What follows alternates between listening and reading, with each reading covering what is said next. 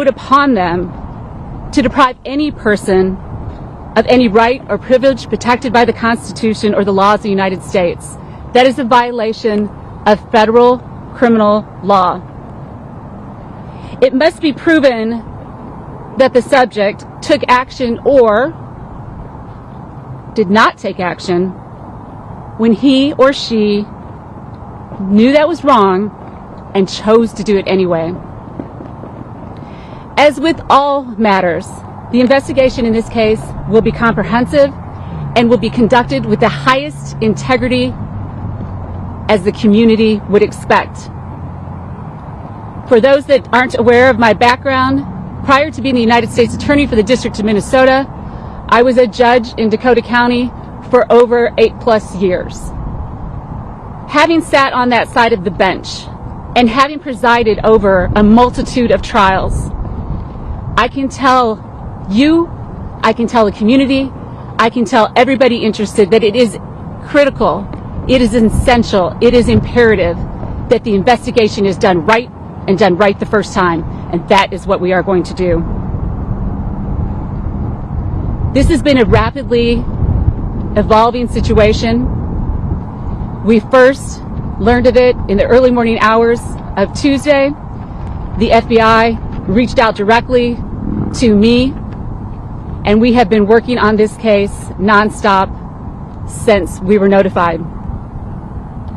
We understand the severity of the situation unfolding. It breaks my heart to see what is going on in our streets in Minneapolis and in St. Paul and in some of our suburbs. And I am pleading with individuals to remain calm and to let us conduct this investigation.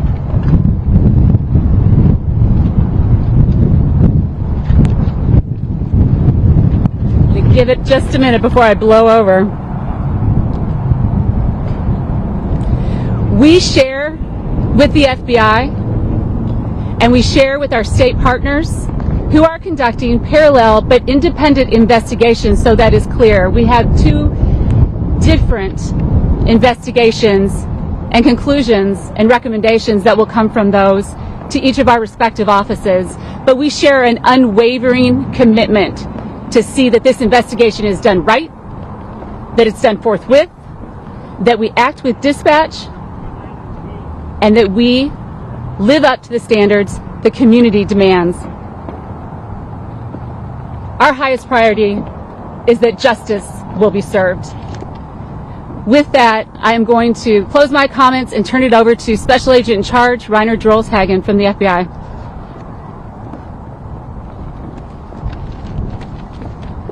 Thank you, Erica. Good afternoon. My name is Reiner Drolshagen. I'm the Special Agent in Charge of the Minneapolis Field Office. Echoing U.S. Attorney's comments, I'd like to say I express my complete condolences to the Floyd family. I'd also like to express my sympathy to the citizens of Minnesota, as there is extreme frustration, anger, and sadness. I also want to thank Chief Arredondo of Minneapolis Police Department. He reached out to me in the middle of the night and requested our assistance. His call enabled me to immediately reach out to the U.S. Attorney's Office to enlist their assistance. And as such, we were able to open an investigation in a matter of a few hours after the incident. Our role in this investigation is to investigate allegations of willful violations of federal civil rights. The FBI team is following the path where the facts will lead us. We are conducting a swift yet meticulous investigation. In less than 72 hours, much work has been done, but I assure you there is much more to be accomplished. I want to ensure that you understand we respond to cases like these as quickly as possible. We will follow the case to conclusion in partnership with our state partner, the Bureau of Criminal Apprehension. The FBI is a fact-gathering agency. We collect facts, and we need your help.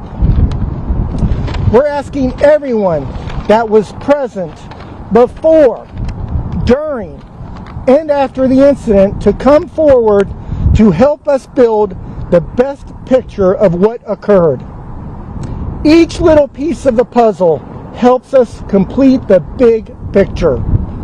If you have any information, or if you have any videos, or you know of anyone who can help us with this, I encourage you to ask them to contact 1-800-CALL-FBI. Again, I'm encouraging you to reach out to 1-800-CALL-FBI. No tip is too small. Thank you.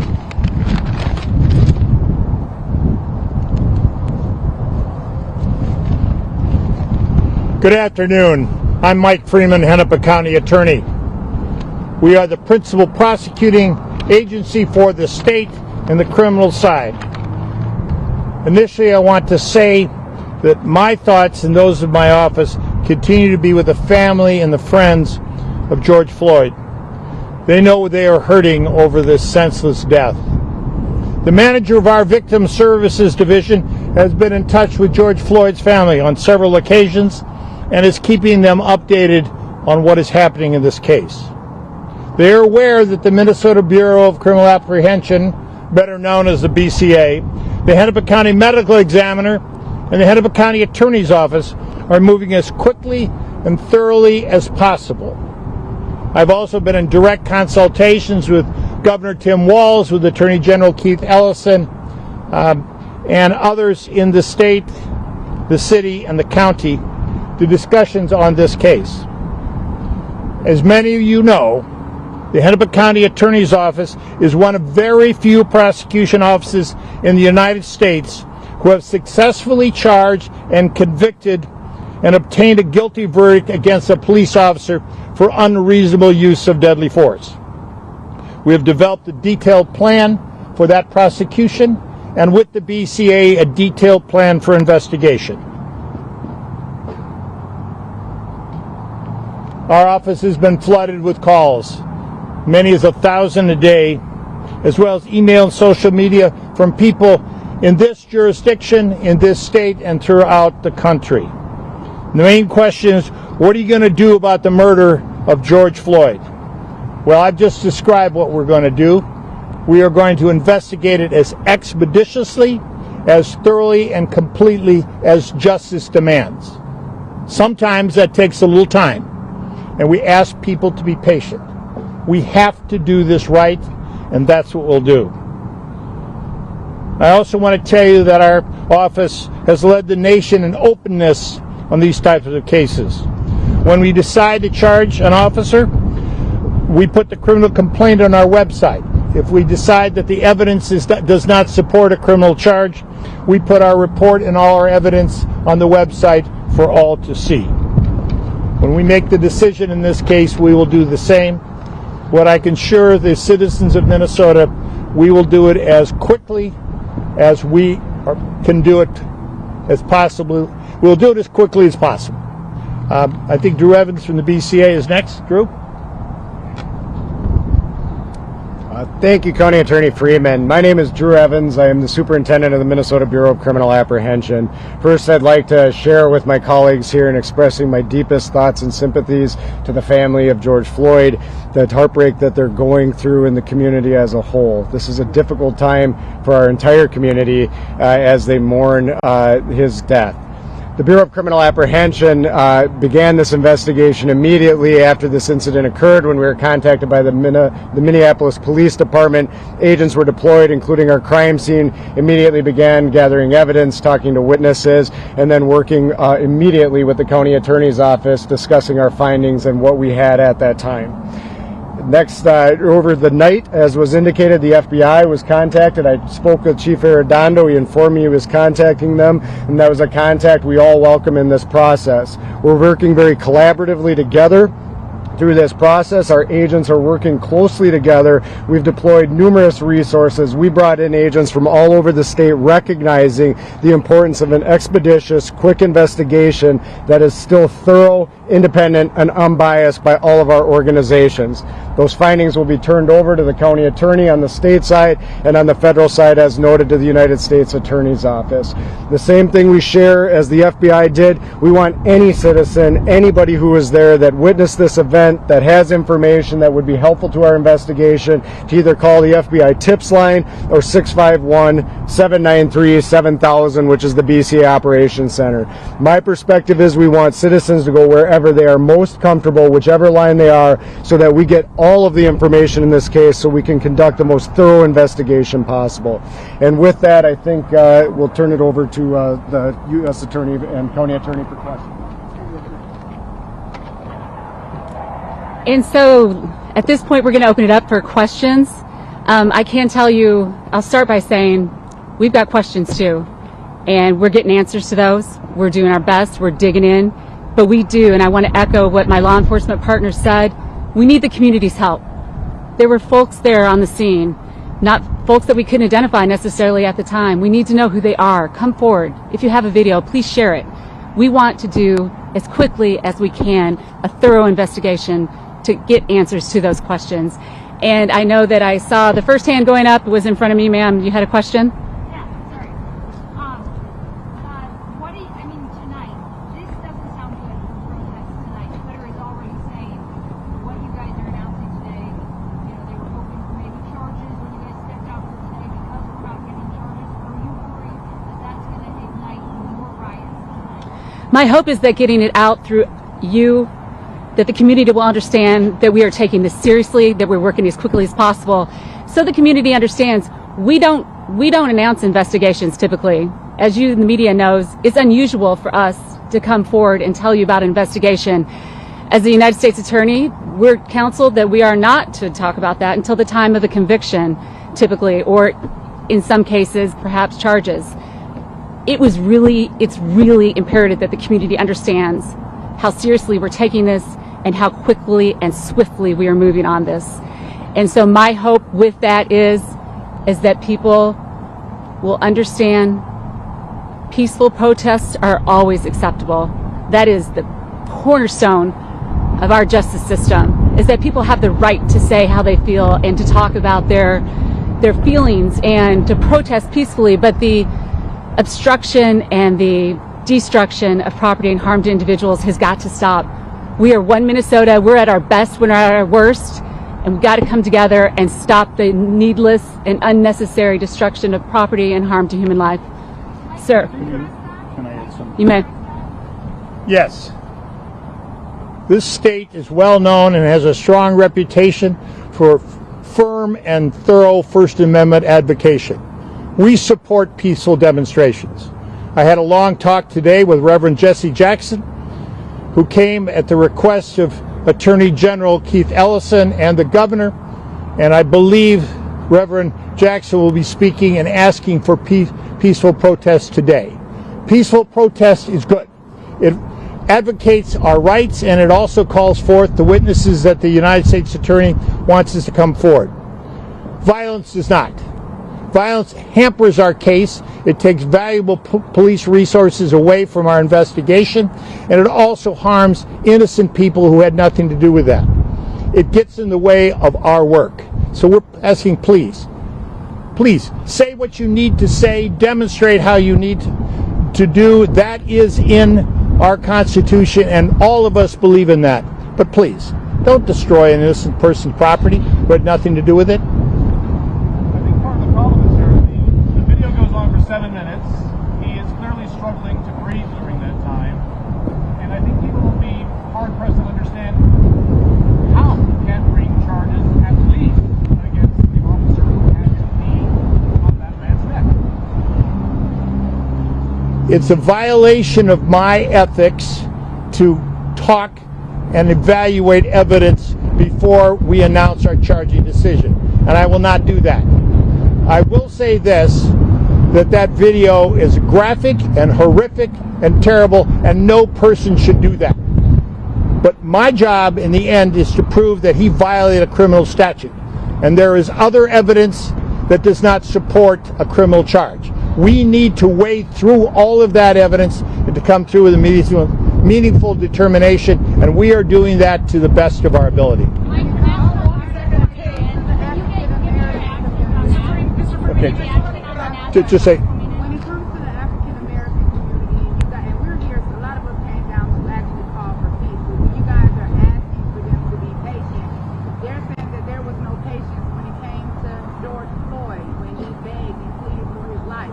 What message would you give us to take back to the African American community to bring peace and to ensure them that justice is going to be served? I bring the same message that African American Attorney General of the state of Minnesota, Keith Ellison, is bringing. I'm bringing the same message of the Reverend Jesse Jackson. We have to do this right. We have to prove it in a court of law. And I will just point to you the comparison to what happened in Baltimore in the Gray case. It was a rush to charge, it was a rush to justice, and all of those people were found not guilty. I will not rush to justice. I'm going to do this right. And those folks who know me in the African community know I will do my very level best, but I will not rush justice because justice cannot be rushed.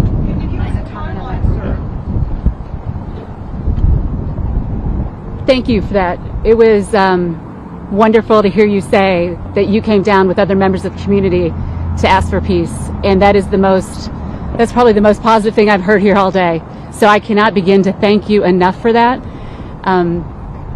And to the extent you can share that, and you can share the integrity and the honesty of what we're doing and trying to tell you what's going on, please do, because we need you. We need the community.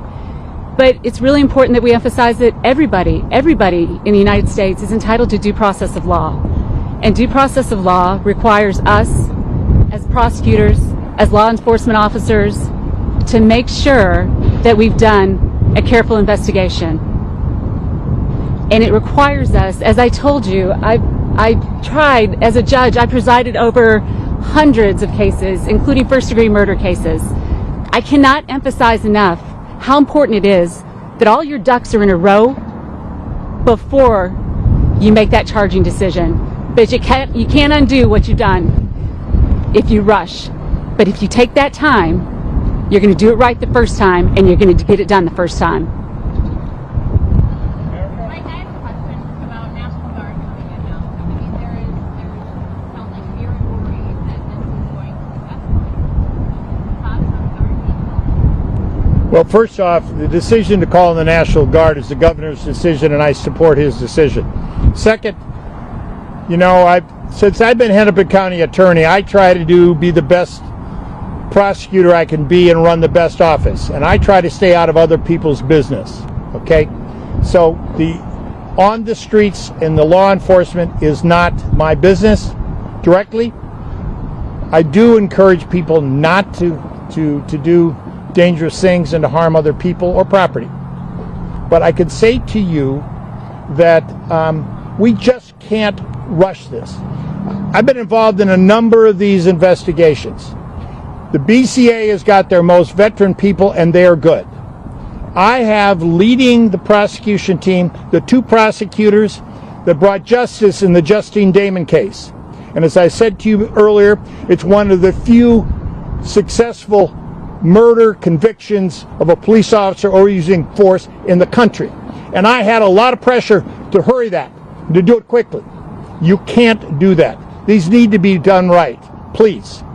Give me and give the United States Attorney the time to do this right, and we will bring you justice. I promise. Police officers cooperating. A lot of frustration about those people who are watching that video and saying, if it had been me, I would have been in jail. If it were a young African American man who had had the knee to a person's throat, they would have been in jail immediately. What do you say to that? Because that's the source of the anger and the frustration and the belief that there are two sides and two ways and two paths to justice here.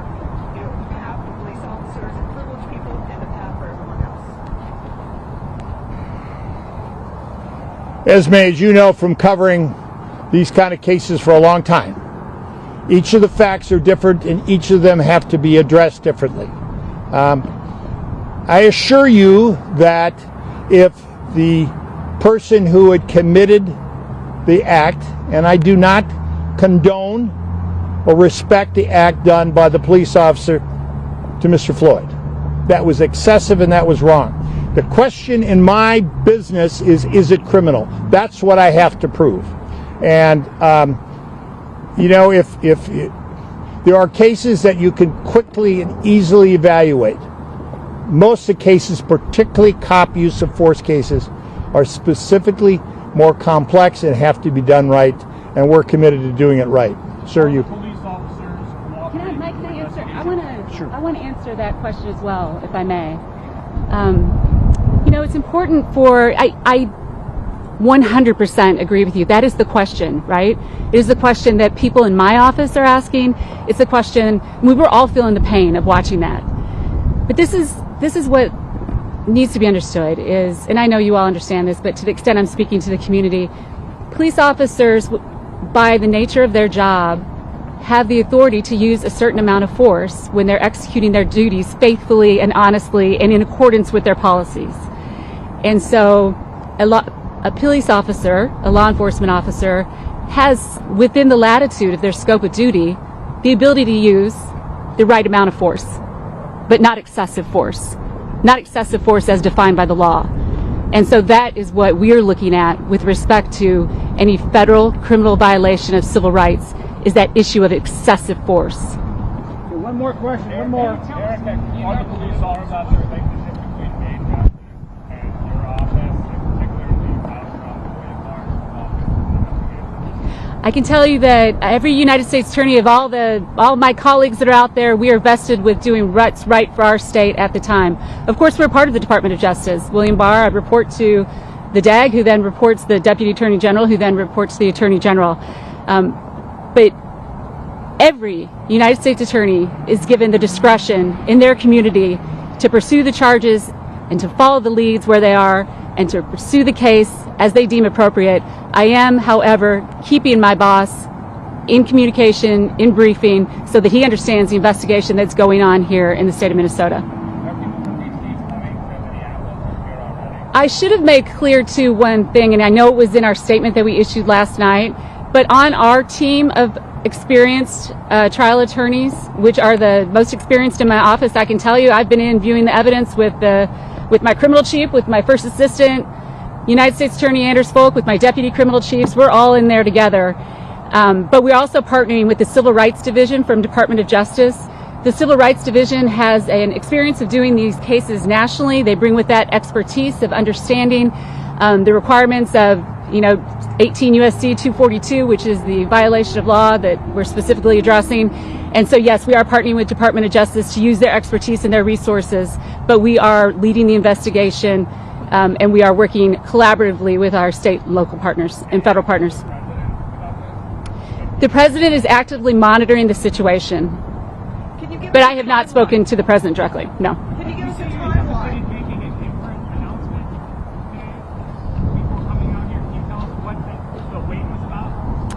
I cannot. I can only ask you to trust me that it mattered, and that I hope that I can fill you in on that at the appropriate time, which I hope is soon.